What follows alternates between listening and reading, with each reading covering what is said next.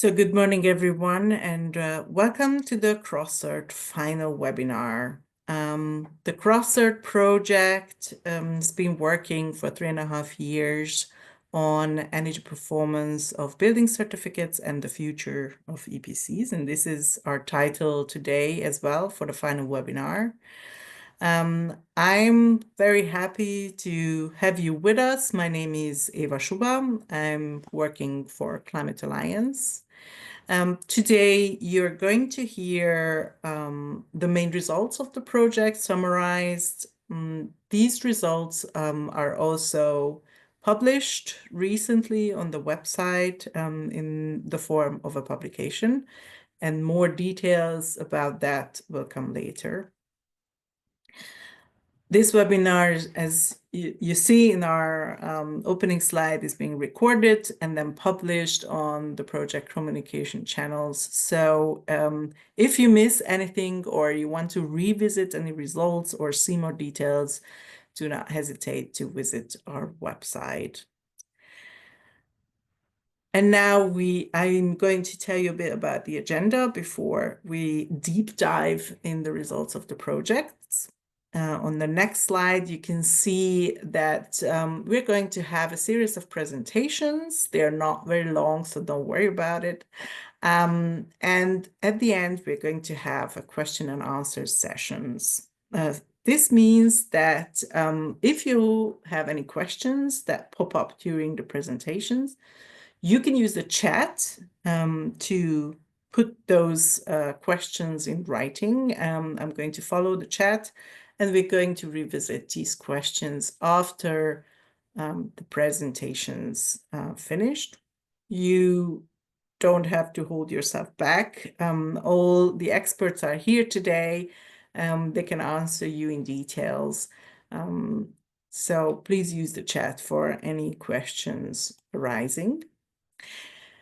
We're going to start with Norberto Feio Diaz from the University of Zaragoza. He's going to give us an overview of the project and the main results.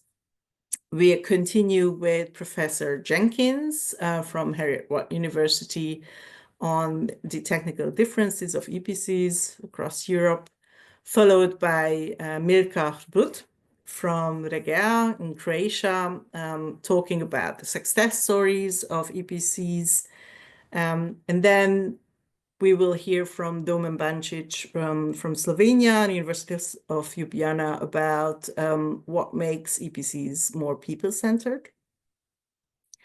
And Elena is going to finish the round talking about harmonization recommendations for EPCs in Europe. And with this, I give the word to Norberto.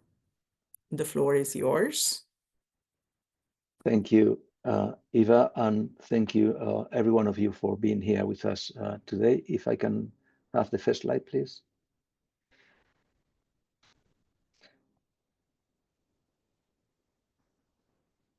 So my name is Norberto Fuello. I'm a professor here at the University of Zaragoza. I'm also the coordinator of this consortium, crossCert. Next one, please.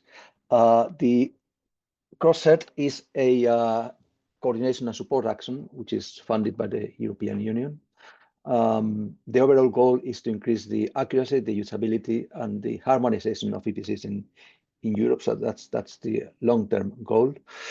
It is based around cross-testing. So crossCert is based around cross-testing, which basically is apparently a simple idea, which is testing, assessing an actual building with the EPC protocols of both the country where the building is and also of other countries. And of course, we can imagine that we can learn a lot in the process by doing this. But this is easier said than done. There are many difficulties that one perhaps doesn't think about. One thinks about this idea. For instance, a crucial one is climate. Different countries have very different climates, and that is a difficulty in cross-testing. There are other difficulties as well. The type of data which is required by each EPC in each country is very different from country to country. So that's another difficulty. There are language barriers as well, of course. EPCs are in different languages. So that these are all difficulties. We sort of we found ways of overcoming these difficulties. Particularly, for instance, in the case of climate, what we do is that we cluster buildings which are in different countries, but they are in similar climates. So that would allow this cross-testing of buildings from different countries.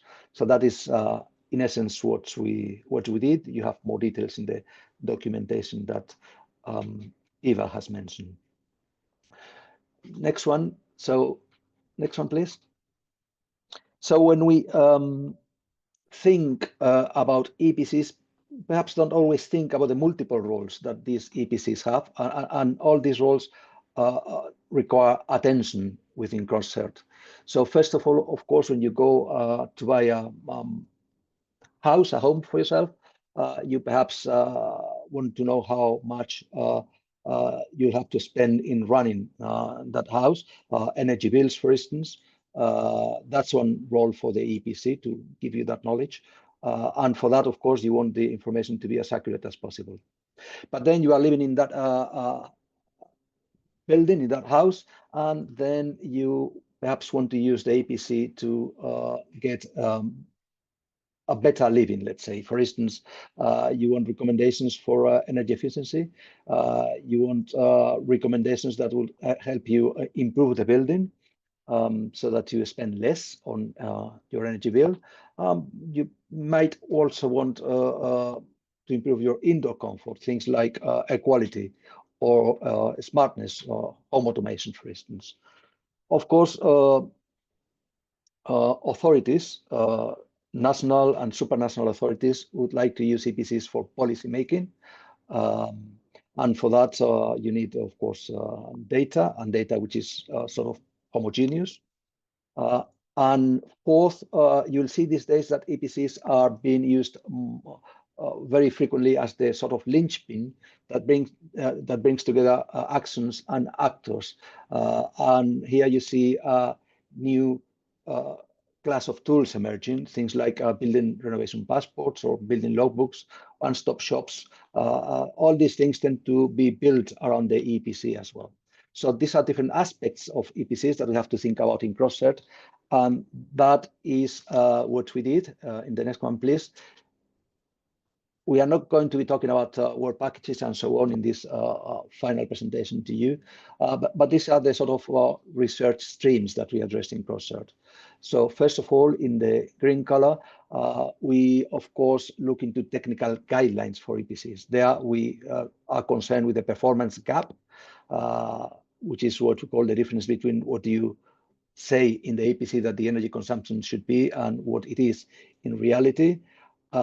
We address their new key performance indicators. We address the recommendations that these EPC protocols will issue to the final user, and also the verification and control of these EPCs.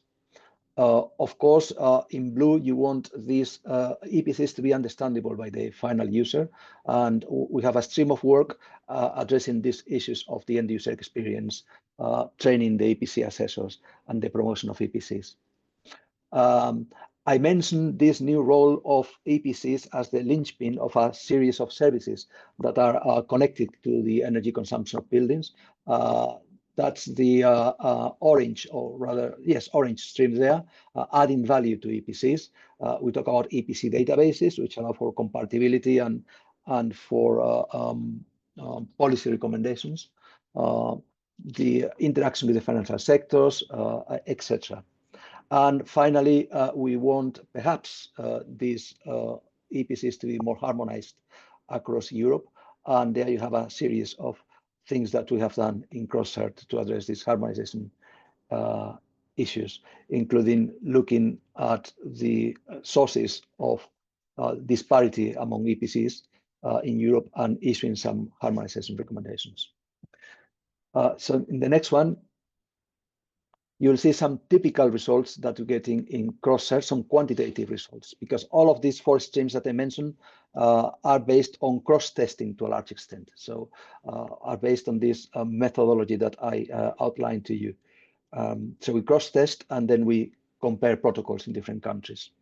Cross-testing is not only quantitative, but it is certainly quantitative to a great extent. And there you have some results. For instance, what you have here is for a number of buildings, we are plotting the energy demand on the x-axis for heating in terms of kilowatt hours per meter square per year. Energy demand for heating in the building's own country, but also on the y-axis in a different country with a different EPC protocol, but of course a different country with, let's say, a similar climate to the original country.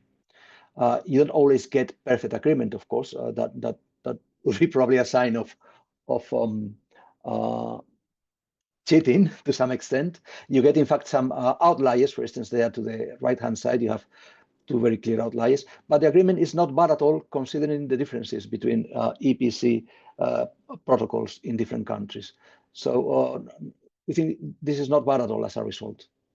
And in the next one, we examine, thank you, we examine the building classification energy in terms of the energy label. So what we are trying to ascertain here is whether a building which is, let's say, C in a country is also C in a country with a different climate.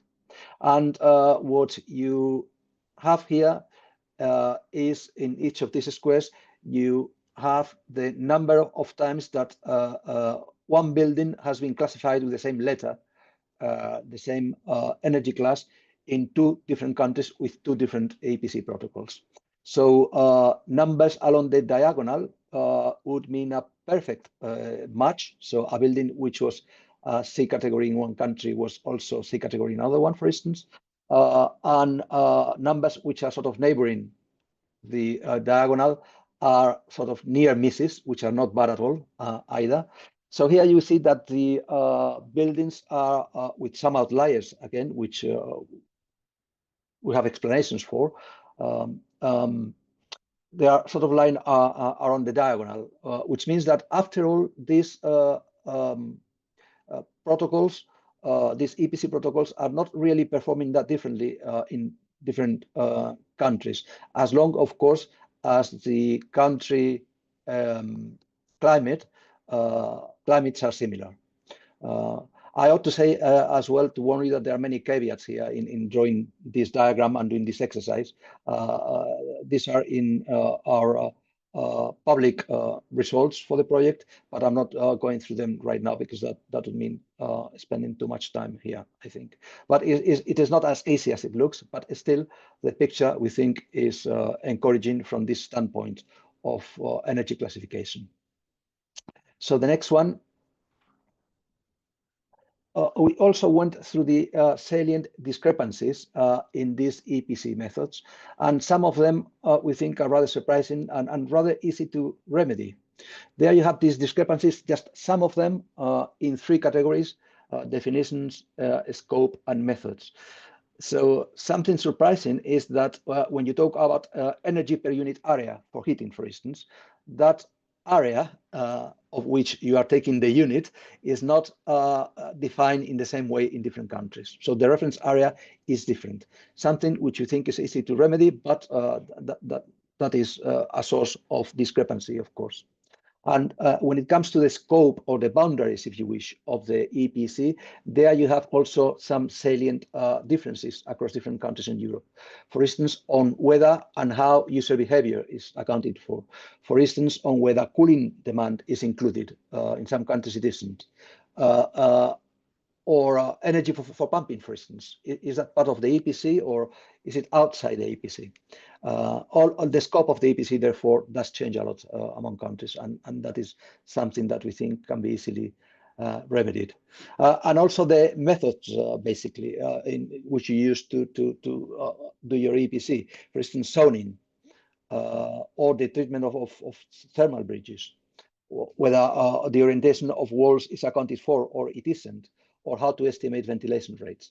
So these are things which could be perhaps homogenized.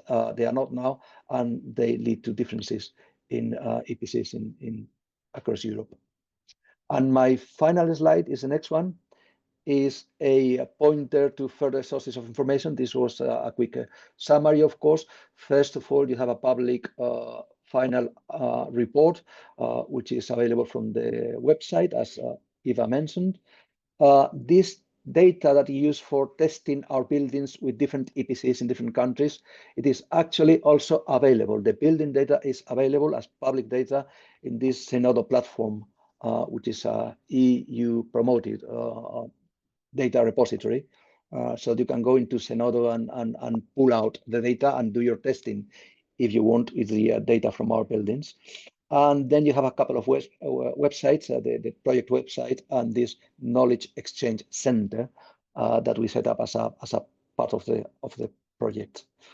And I think that's all I had to say. Thank you very much. Thank you, Norberto.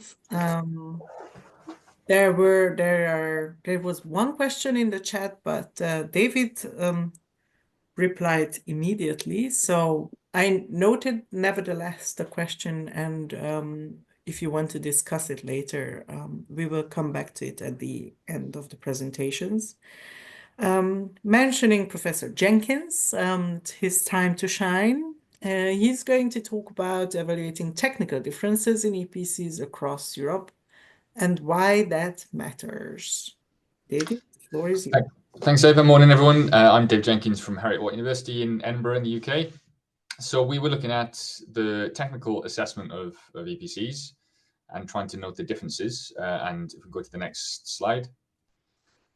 So EPCs can look quite similar from a distance. If you're looking at all the European countries that implement EPCs, they can look similar. They obviously have some common starting points with the Energy Performance in Buildings Directive.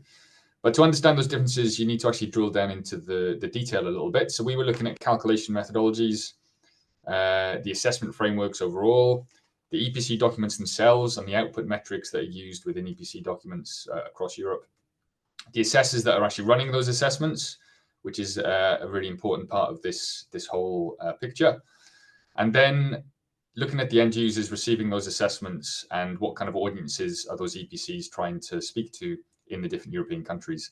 And then by assessing all of that, trying to understand the consequences of those differences. So are we seeing EPCs used in different ways in different countries and potentially by different end users? And because we're particularly focused on next generation energy performance certificates, what does this mean for the design of next generation EPCs? So if you don't have a single European EPC, which we know we don't, is it fair or is it sensible to think that all these different EPCs will evolve in the same way as we try to implement the latest version of the Energy Performance in Buildings Directive and future recasts and next generation metrics and so on? So the next slide. To give you an example of the kind of detail that we went into, but as Norberto has been saying, there's lots of reports that back all this up on our website, so please go to those reports. But this table just shows across 9 different European countries involved with the project, different input parameters or different groupings of input parameters that are used in the calculation methodology itself. So noting, for example, the different schedules and specification of heating and cooling systems, different schedules for lighting and occupancy, different construction thermal parameters, ventilation rates, infiltration rates, heating and cooling set points, all these kind of things that if you've ever modeled a building, you'll be very familiar with these kind of inputs. And what we saw across the different countries is that you have some EPC approaches that use very default values, advising the assessor that if a building is of a certain age or a certain type, use this value. But then you also have completely opposite end of the spectrum. You'll have an assessor who's able to actually choose their own values for that particular parameter based on their own good judgment. And you kind of have everything else in between as well, where you have a bit of both, where you have some guidance. So there's a big range of how involved the assessor is to choosing these kind of values. And it's not necessarily consistent across the parameters. You might have a methodology that allows the assessor to take some values for some parameter, but then for other parameters, they'll be heavily guided as to what numbers they should be using and the use of lookup tables and that type of thing. So that was a very obvious difference in the calculation methodologies themselves and the inputs that are used. And then the next slide, please. So one way that we tried to think about the outputs, particularly the energy consumption outputs of EPCs, is to think about the performance gap. So that's the difference between the modeled energy consumption within the EPC in this case, and we're talking here about final energy consumption. Noting the question in the chat, this relates to final energy consumption. So the difference between that final energy consumption and the monitored energy consumption of that building. So because the case study buildings that we were assessing, a lot of them had metered energy consumption, we could bring that into the analysis and see how the different EPC methodologies were performing from this performance gap metric. And we did see a significant variation. You can see the graph in the slide here is trying to, first of all, document the coefficient of variation of the differences between modeled and measured energy consumption. Essentially, bigger bar on that graph means there was more difference between the measured and modeled energy consumptions. And we were trying to see if we could link that with what we knew about those EPC assessments. So for example, how standardized were those assessments? How tailored were they to individual buildings? And I'll touch on that again before I finish. But actually, it's very difficult to use performance gap as a definitive measure of quality, because we know that EPCs across the board are not really trying to understand people. And when we look at real energy consumption of buildings, clearly the occupant themselves are absolutely fundamental in what that value is. So we shouldn't be surprised by large performance gaps when we look at EPC modeling. And also we shouldn't be surprised if we see a large variation. So the report that we produced suggests some reasons why there might be a difference in performance gap across the different countries, but I think we have to be a little bit careful as to drawing too many conclusions from that, because we know what EPCs are for and what they're not for. Next slide. We also looked at, outside those building inputs, we looked at the overall quality control procedures that were present to ensure or to try to avoid errors in the EPC process. So returning EPCs that have used wrong values or have outputted suspect information.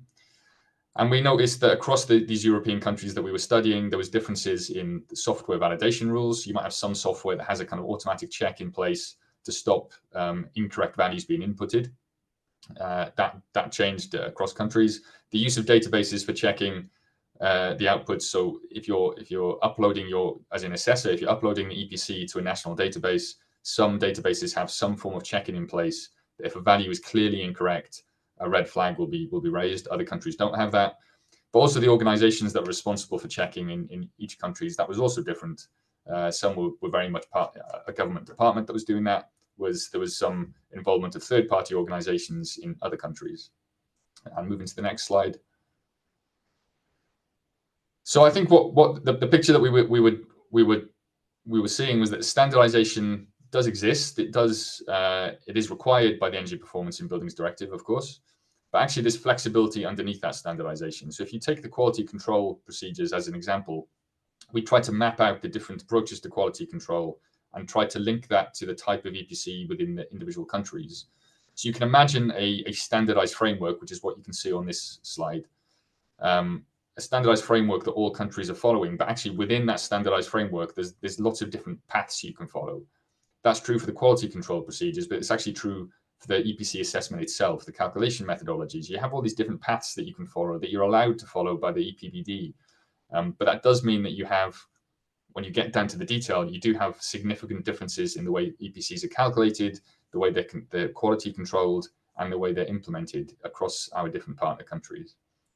And next slide. So what we try to do is not to ignore that harmonization, but try to find a way of categorizing it. So if we accept that there's not a single European EPC that we can generalize, but also that we don't really want to have to think about lots and lots and lots of different EPCs all at the same time for every individual country, because that makes implementation of next generation measures really difficult if you have to do that individually by each country. What we try to do is think of EPCs as a type, a sort of flavor of EPC, that you can see common EPCs across Europe. So we can maybe cluster different EPC types, and then when it comes to implementation and updates, you could maybe take those 5 countries together. You can maybe take those 7 countries together because they approach EPC in a similar way. And we proposed a set of criteria that we could use to categorize EPCs. Of course, we can discuss other criteria, but these are the ones that we've proposed in the reports on the website. Looking at the alignment with reality of those EPCs, their ability to quantify new metrics or new technologies, their suitability for punitive actions, so whether it's justified that you can use them to mandate certain things, make certain things compulsory, the ability to extrapolate and standardize across a building stock, and also the quality of input information that's going into those EPCs, back to the idea of how tailored the energy assessment is. And then we can make a judgment as to whether within a given country this meets a kind of low, medium, or high threshold, which is somewhat subjective, but it's backed up by the evidence that we've put together in this project. Those columns that you can see, 4 of those columns relate to existing approaches to EPC generation that we've documented, and 5 of them relate to proposed next generation EPCs from some of our sister projects, from other Horizon projects. And we've assessed those in the same way against these criteria, and then we've come up with almost different families of EPCs that we think could be approached in similar ways. And if we move to the final slide. So across the board, when we're looking at this technical assessment and trying to understand the impact of these technical differences, we come up with kind of two sides of a balance, or 2 sides of a seesaw, if you like. On the left-hand side of this diagram, we've got approaches that aim to be quite standardized. All EPCs need to be standardized to some extent, but you have some very standardized approaches where harmonization is key within a country. So EPC assessors doing the same thing to all buildings. Quality control is a bit easier to judge because of the harmonized approach.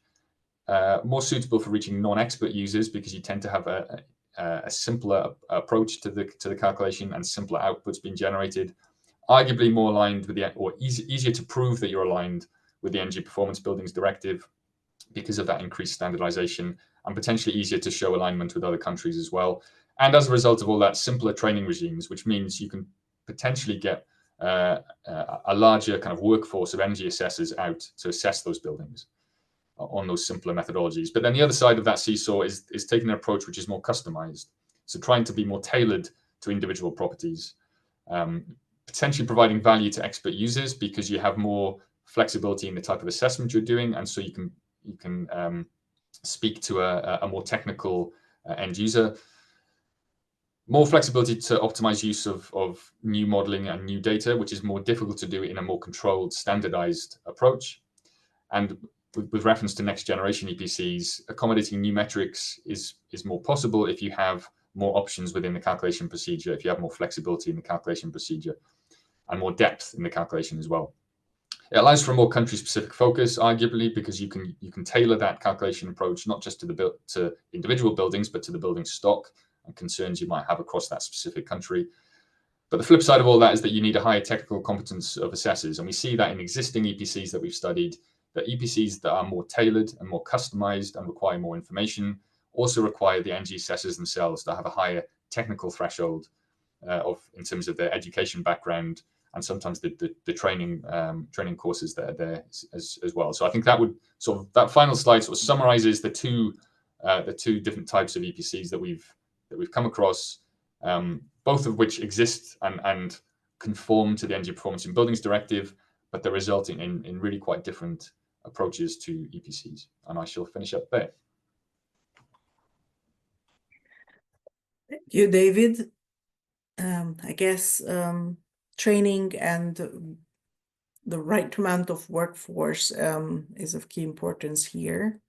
But there are also success stories around the value of EPCs, and Mirka Hrbut from Regaia in Croatia will talk about it now. Hello, everyone. My name is Milka Hrbut. I'm representing Northwest Croatia Regional Energy and Climate Agency. And to the next slide, please. Our part of work was trying to determine ways on how to improve the usefulness of next generation EPCs. We tried to answer several questions, such as which format of energy performance certificate to use to be more relevant, user-friendly, understandable to everyone. Also, how EPCs can be integrated into existing national databases. Maybe we can integrate also some additional tools as additional sources of information, such as energy audits, building logbooks, building renovation passports. And in the end, maybe we can use renovation one-stop shops as the final point of increasing the value of EPCs, and to see how everything which which I already mentioned can be integrated in existing national and regional one-stop shops. That's four. We developed guidelines for increasing EPCs acceptance for the end users and investors, because we needed to ensure they understand the available data, and we need to ensure that all the data is up to date. Also, we identified regional and national databases.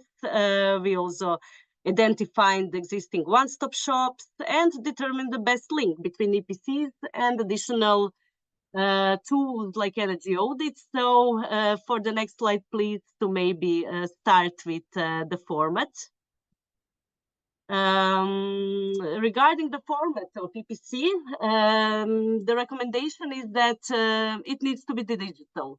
Digital EPC enables EPC to be included in all the databases I have already mentioned. It provides investors with up-to-date data, so they can plan their investment more accurately. For example, if we add calculation parameters into our EPCs, such as current energy costs or unit costs for energy savings, it allows us for the comparison of investment costs and energy savings to identify the most cost-effective steps to achieve building standards. Not anymore NZEB, it's now ZEB according to the newest EPBD. Also, we do not need to see a set of recommendations as just proposals how to deep dive into renovation of our building. We can also have prioritization of these recommendations and clear steps and timelines, which enables our link to building renovation passports. During our investigation, we determined that best practice example of this approach is in Denmark, Austria, and Spain, who offer standard data costs, lifespans, and energy prices, which are already incorporated into their energy certification softwares. Next slide, please. Why do we need this? Why do we need this digital format? It's really important because we need, it enables us to have so we can have improved and more interactive existing EPC databases of our countries. We investigated existing databases, and we determined that while most the databases provide general building and information, additional non-energy parameters could be most helpful, such as georeference data and others, which would enhance usability, and maybe Slovenia and Austria leading with their example here. When we speak about energy recommendations, they are only displayed in a few countries, 40%, as you can see. So this is really this limits the usefulness in guiding investment decisions.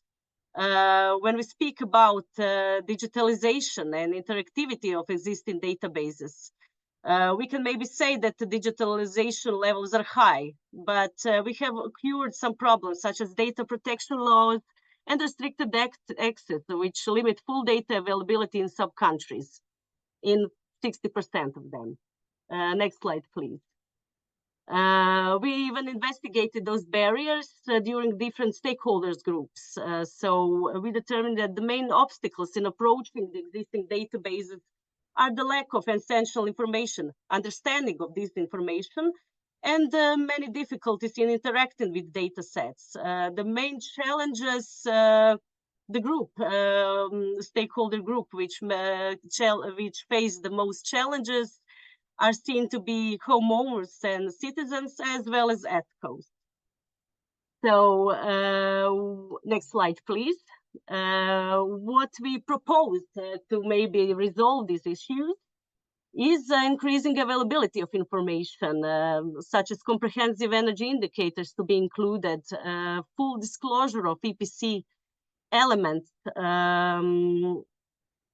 also where we aim to user interactivity and interoperability of these existing bases with other databases. We need to focus on full digitalization and unrestricted access to these databases.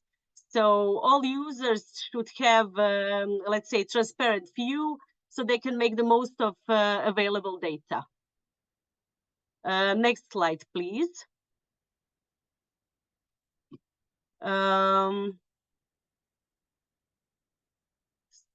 Second. When we see when we discuss data availability, we should investigate which energy sources are main, which sources of information would be most valuable to us. So we discussed possible energy audit reports to be most valuable as they offer a whole set of information for our recommendations, and those set of recommendations will lead to also development of building renovation passports as the final and most relevant part of our energy performance certificate. Building renovation passports and logbooks are also mandated by the updated EPBD. So we expect these tools to enable users to plan and monitor building renovations towards achieving zero energy status, as no longer NZEB is wanted. Next slide, please. Of course, there are many obstacles defined, even though some countries like Croatia and Denmark have made progress in digitalization. We faced a lot of obstacles, such as data privacy, interoperability, stakeholder coordination. We investigate and then determine that there are many legal and technical barriers, as well as general lack of willingness to link data sources.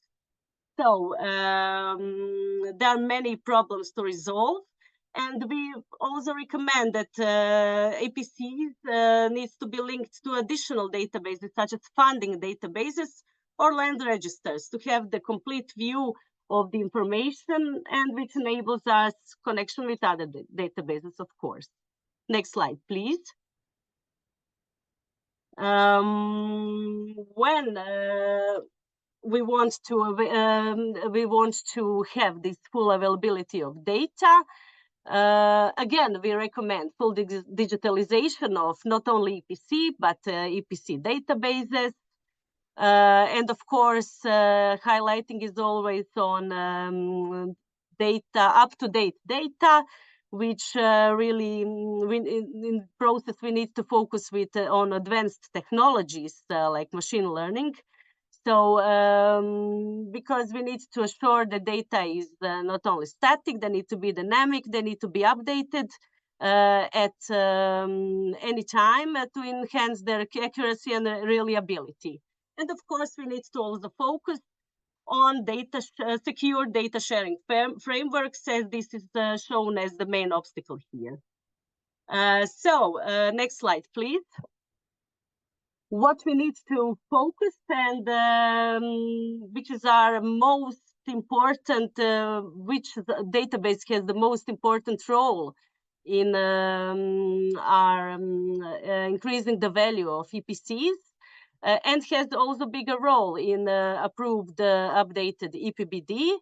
It's shown to be one-stop shop to have this, and we asked ourselves questions, are the next generation EPC schemes ready for integration with existing or future one-stop shops? As you already know, in our EPBD, it says that relevant one-stop shops should be linked soon, and it will be mandatory part of both renovation passports and EPCs.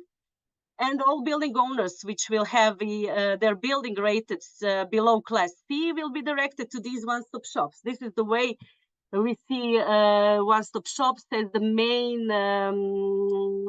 contact point, which will increase the usefulness of our EPCs. Next slide, please. So, of course, we investigated national and regional one-stop shops in our countries. So we gained really interesting results, even though most of them have a holistic approach, and most of them are verified by relevant authorities, almost 90%. Only 60% of them are digital, so we have a lot to work on here. So only few of them are interoperable with other databases, about 35%, and only some of them are featuring recommendation tools, let's say 30% of them. Next slide, please. So we tried to accompany those parameters with previous ones, which I already mentioned. So we tried to investigate connection with existing one-stop shops with previously mentioned data availability of EPCs, also availability of energy audits, renovation passports, and other parameters. So we gained interesting results, and we can see which countries should serve as best practice examples in connecting one-stop shops with future EPCs. Next slide, please. So we can answer our question. Yes, in some countries, the next generation EPC schemes are ready for integration with one-stop shops. Our best practice examples were shown Bulgaria, Denmark, Slovenia, Spain, and UK. And here we can find clear examples of which specifically one-stop shops could be used as best practice examples. And that would be all from my side. Thank you, Milka.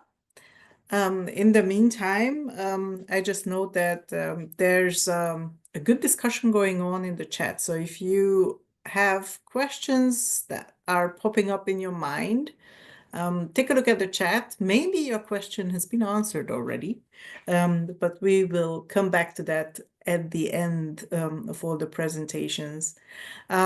We heard about one-stop shops, and one of the questions also touches upon how end users could understand what's in the EPC. Well, this is also one of the topics Domen will talk about, how to make EPCs more people-centered so that end users also understand what's behind an EPC and how to approach it. We will hear about it now from Domen Bancic from the University of Ljubljana. The floor is yours. Thank you, Eva. And hello to everyone from our institute, Institute for Innovation and Development from Ljubljana. Next slide, please. Yeah, as Eva said, I'll try to give you this insight of how we were thinking about why people-centered perspective also matters in relation to EPCs. So to keep it simple, there are 2 points associated with EPCs that are constantly talked about. One is, of course, the fact that EPCs function as indicators of building energy performance, either individual or the entire housing stock as as a database of some sort. And the other point, which is also talked about a lot, is that EPCs are drivers for building energy renovation and energy performance improvement. This at least is constant, let's say, a part of the official policy-driven narrative around EPCs. But click, please. Research has shown in our and previous projects like UCERT, for example, that including experts and property owners still oftentimes perceive EPCs as merely an administrative necessity of some sort with little added value. Next slide, please. So in crossCert, we tried to tackle this issue, thinking about how we could think about different policies, like people-centered development pathways, because we realized that success of next generation EPCs actually depends on user acceptance as well. We know this thanks to the research we've done in crossCert, different types of surveys, workshops, interviews, focus groups, and other qualitative and quantitative research that we did, mostly in work package 5. So if you'll be looking at our website for this kind of, for more detail about that, you will search for those deliverables. Yeah, today I'll focus more on the output of our work in this regard. And to foster, let's say, people-centered development in relation to EPCs, we suggested sort of, let's say, 4 main pathways. So the first one is, first and most important, perhaps, to adopt a people-centered perspective. The second one is to improve the design of EPC products and services. We'll come back to this later. The third one is to optimize the EPC systems internally. And the last one, to boost also the promotion and marketing. So I'll focus on a specific product that we developed that relates to those 4 points. So next slide, please. Here on this slide, you can see a photo of a very specific product we developed also within the project, which are the crossCert infographics.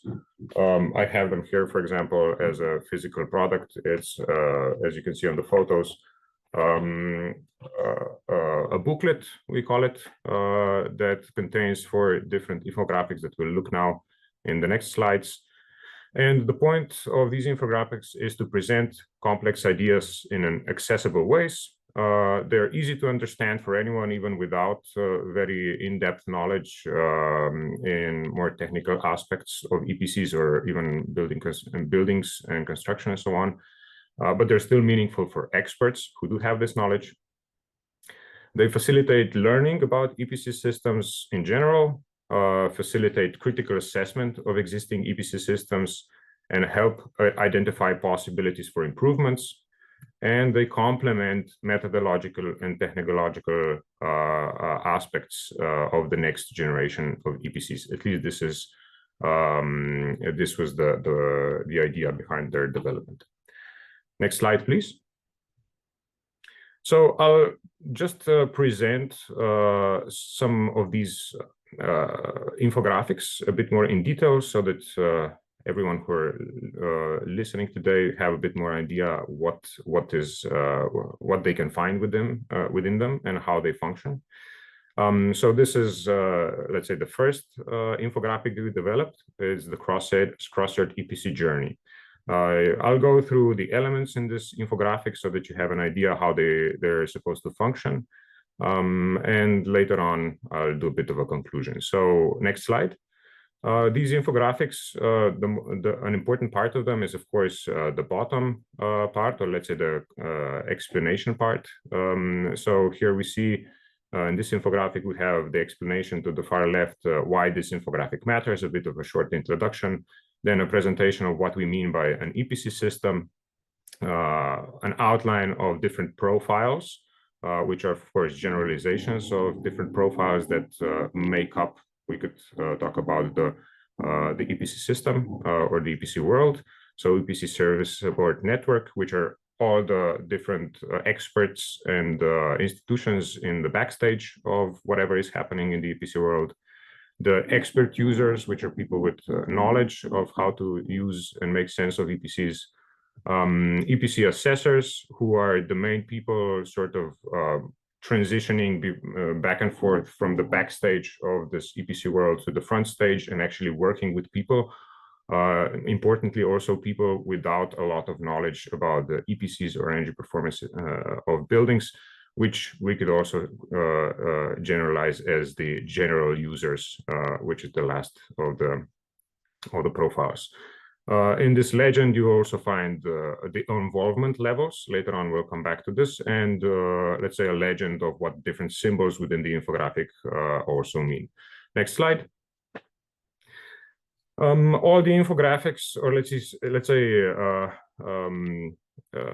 yeah, I would say all of them sort of are more process focused rather than static.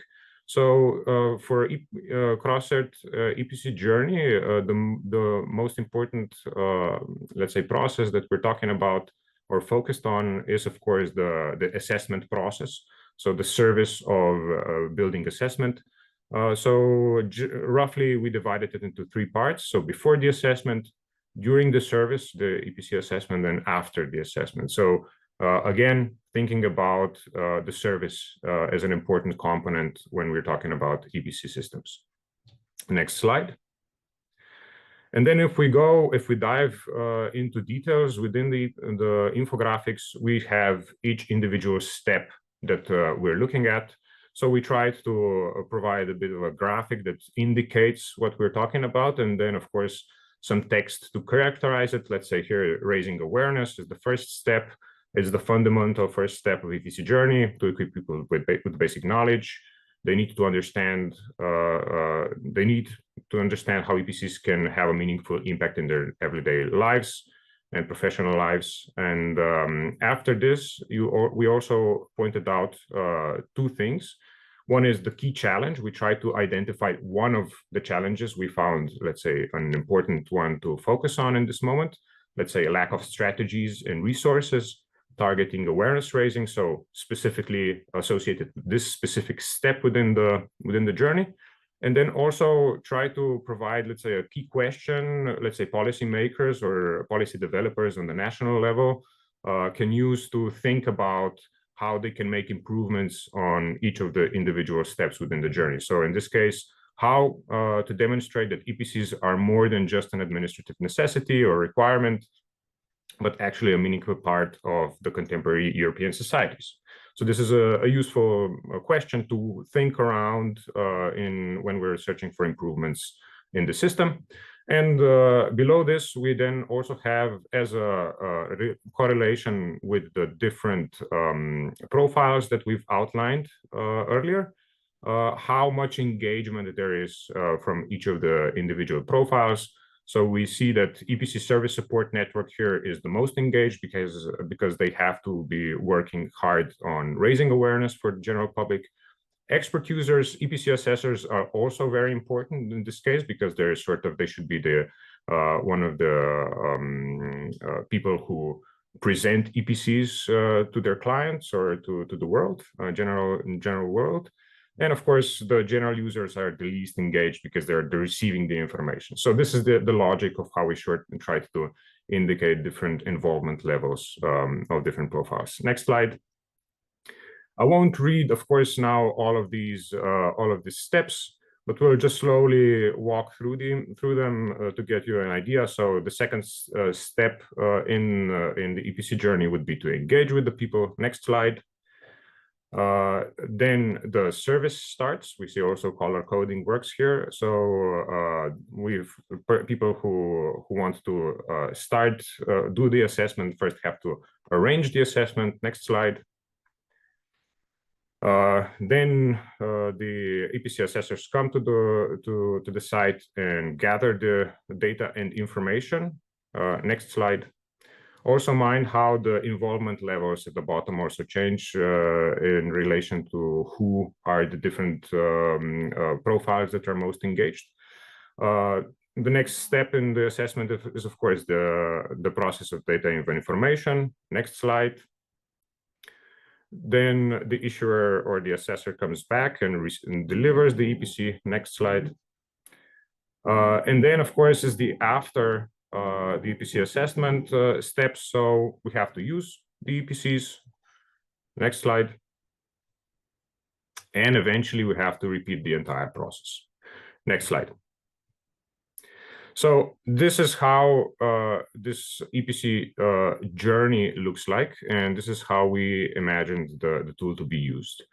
We also made different infographics. So next slide, please. The other infographic that we made, next slide, is the EPC design. In a way, it works similarly to the previous one. So there is a process, but this one in particular is focused more on supporting design process of different elements of the EPC system, I would say. Again, we have in the upper left corner, we have this short introduction. And then we have different steps within the process that are highlighted by this infographic. Next slide. We start with the empathizing stage. So in this case, it would be to understand the needs and challenges of the people we wish to address. Next slide. From this general research, we then would go towards defining clear problem statements. Next slide. Towards ideating, creating a range of creative ideas to address the problems or opportunities that we've identified in earlier two steps. Next slide. Create prototypes. Next. Test them, which is an important part, not to go straight to implementation, but actually test what works and how to make improvements. Next one. And finally, to implement our developments. This part is also important because here we try to indicate that we're not only, or we should not only think about EPCs as the products and think about how to improve the EPCs or design of EPCs and so on and so forth. But there's other things that we can think about around the EPCs within the EPC system, the EPC world. It's either the new version of the EPCs, like the digital EPCs. It's either different applications that are, associated with EPCs, and importantly, again, the EPC service as such. Yeah, so this is an important part of thinking about how to make EPCs more people-centered. Next slide. So zoom in, zoom out again. This is a tool to use to improve the design. Next slide. I won't go into much detail with the next two infographics. This one is focused on the EPC assessor's journey and relates to the point on the need or opportunity to improve the EPC systems internally. It's not only important to focus on how to improve the EPCs for the general population or general users. It's actually also important to think about how we can improve the systems internally. For example, we focused here on the EPC assessors because they are one of the key people within this EPC system, the EPC world. They also go through a certain process in their career, and there are options to improve this journey they go through in a way that we support them to do their job better, to optimize their work. For example, we all know that EPC creation involves, let's say, software use. And there's always options to optimize this part. And of course, all this can also be then divided into different stages we see before, during and after the education process. So this is just, let's say, an indication of how an EPC system could also be improved internally, applied to a specific profile, which is the EPC assessor, because it is one of the pivotal profiles within the EPC system support network. Next slide. And the final infographic we developed is focused and highlights the importance of EPC promotion and marketing, because we identified that this is something that is important. And we sort of, part of our research and outputs were dedicated to this, just to make a statement that this is an important part of policy making and policy implementation. Roughly, just an introduction. So here you see on the left side, ideation phase, creation phase, and implementation phase. These are the three phases. And then on the other axis, we have know who you wish to communicate to, so target groups, know what your message is, and know what your channels are. Once you have this analysis done, you can create a good campaign and finally implement it. You can see the color coding also there, so indicating that there are target groups, there's messages, and there's channels through which we communicate. And we try to just highlight that it's important also to put emphasis on this. Next slide. So to conclude, what we're trying to say in crossCert is that people-centered means to prioritize the people and their needs. If we want to improve the existing EPCs and EPC systems in this respect, we also have to put technical and methodological aspects, at least for a moment, on the second, let's say, on the second place, yeah, to consider them as secondary. This is an exercise to come up with new ways to improve the existing system. A click. Of course, this does not mean that we argue that the people-centered aspects are the most important. They are, however, complementary to the technical and methodological considerations and crucial with respect to user acceptance. In other way, I would say that we can also think that EPCs are not also, let's say, another deviation or variation of this thought is that EPCs, of course, are not the most important thing in terms of, let's say, the EPPD policy. I would say it is one of the shining stars within the universe of things that we're all as experts today here work in. And it's part of constellations of things such as the European policies or European Energy Performance in Buildings Directive, and then, of course, also national EPBD policies. It's only one element of that. And what might be an important point here to also conclude is that these principles that we've tried to communicate here within crossCert in relation to people-centered can, of course, be applied also to other shining stars within this. It can be passports, building passports. It can be the one-stop shops. It can be the logbooks and so on and so forth.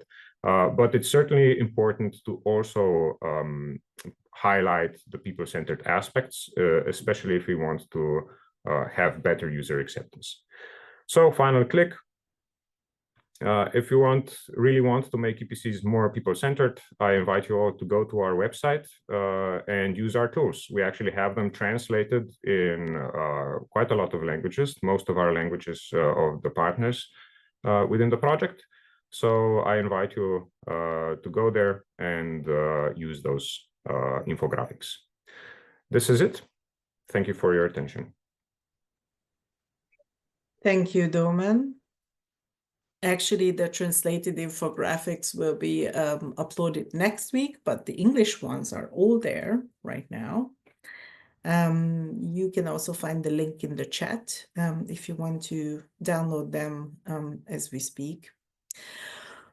We heard about the technical and administrative background. We heard about why people-centered EPCs are so important for using them actually and to make a difference in making our building stock more energy efficient.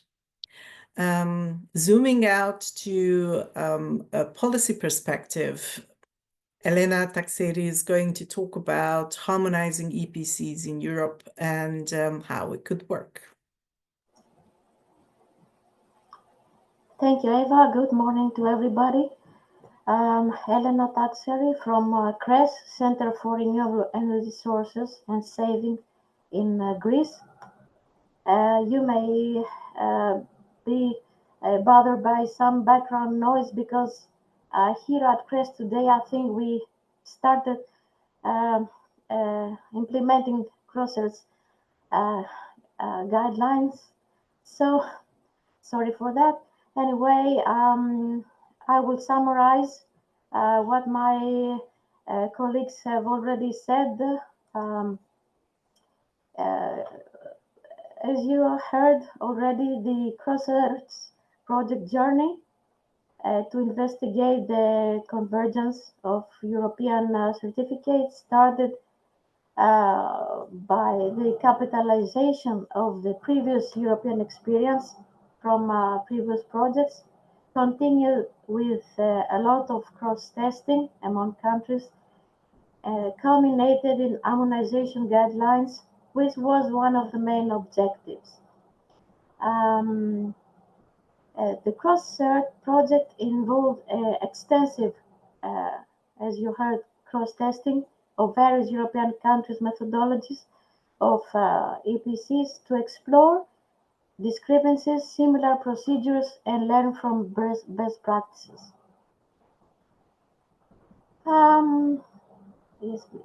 Why we need harmonization? Let's explain why first. Initially, EPCs were introduced under the respective directive framework back to 2002, when member states created their own energy performance assessments methods, leading to a lack of EU-wide convergence.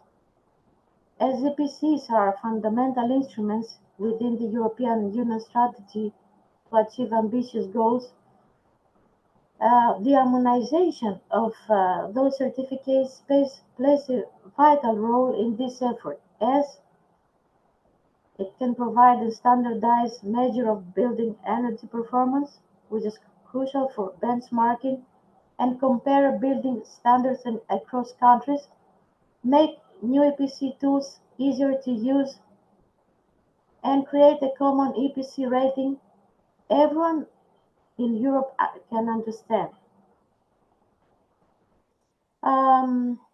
What is harmonization? What do we mean by harmonization? Do we mean a consistent rating system that leads to the same energy bands, but then accept significant differences as well? Additionally, or do we mean common set of metrics and indicators such as the funnel or energy consumption indicator, CO2 emissions, so what? Can we talk about the complete EPC journey, the inputs, the calculation, the assessment, the outputs?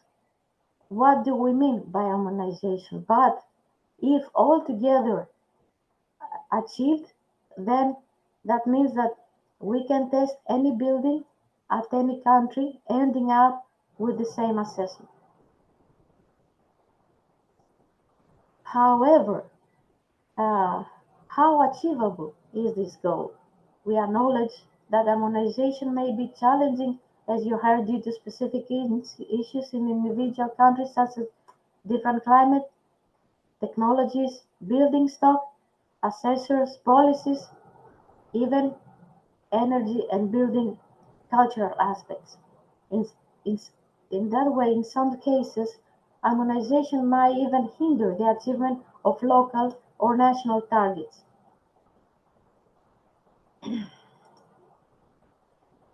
You heard that how much different we are. Cross testing revealed that while EPCs methodologies across Europe share some similarities, significant differences remain and hamper the convergence. Indicative in the layout, in the calculation methodology, in the input-output values, in the proposed improvements, in the assessor's background and methodology, and even in the finally in the verification and validation mechanisms.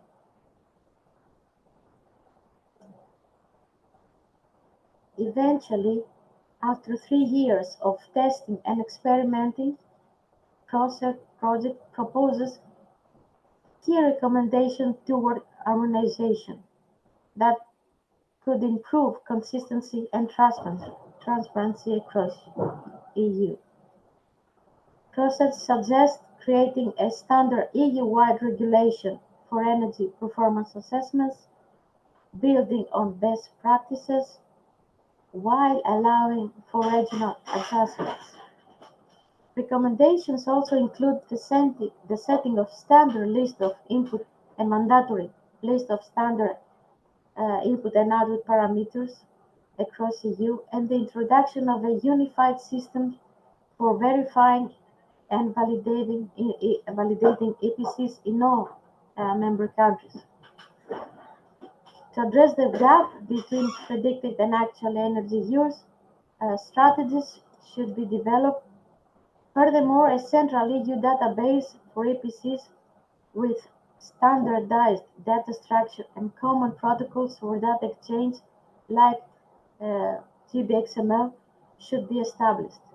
Additionally, crossCert guidelines call for creating a common EU framework for training and certifying EPC professionals, and they also emphasize making EPCs easier to understand by standardizing friendly formats across the EU and developing tools to promote buildings with high EPC ratings, highlighting their financial and environmental benefits.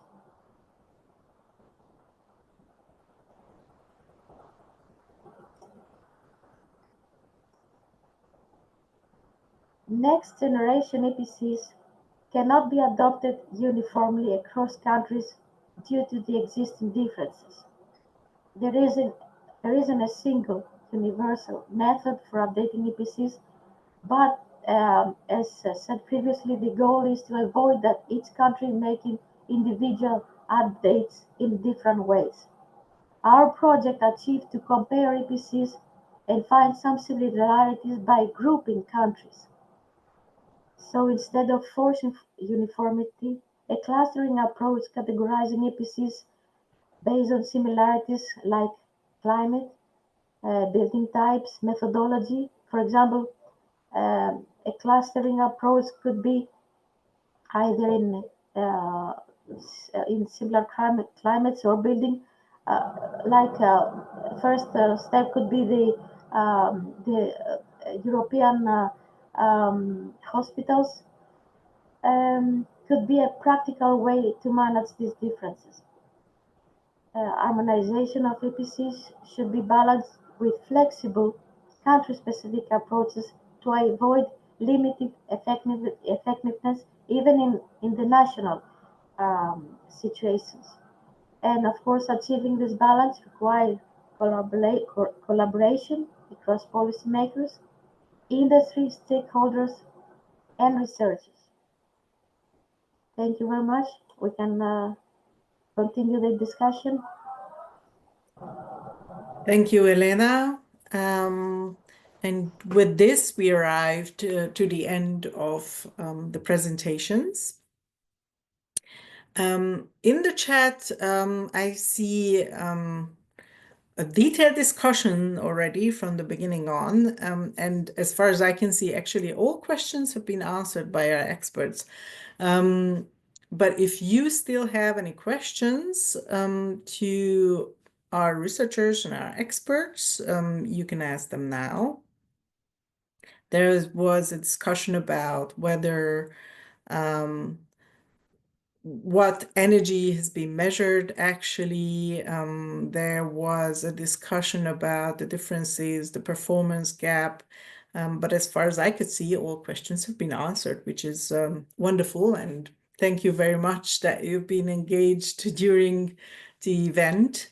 Any questions? Just raise your hand. You can use the icon, which simulates a hand in the bottom of your screen. And I'm looking at you right now, but I don't see any hands raised. Then I'm going back to our experts. Would you like to add anything? Would you like to note or highlight something very important? I don't see any hands. If I may just remind everyone in the audience, of course, that if you have any detailed questions, any questions which you might feel are too technical to discuss here, just drop us a line. There are a number of channels open for you to do so, including our emails. They are all over the place. But just drop us a line and we will be happy to try and answer whichever question you might have. If it is too technical, again, maybe we need to consult our work. Maybe we can send you a specific report. Just let us know anytime, and we will do our best. That's right, Norberto. Thank you very much. David? Yeah, it was just really to sort of get across the challenge we've had as a project isn't just looking at differences across countries in Europe, but it's also trying to work at the same time that EPCs are changing. So people that have followed the next generation EPC documentation in the last update of the Energy Performance in Buildings Directive will know that there's lots of changes that are being proposed for EPCs. So although we've had the starting point of trying to understand what EPCs are for and what they're not for, and this is relevant to the performance gap discussion, they're not supposed to generate energy bill information. They're not supposed to, that's not their job in terms of kind of doing that accurately.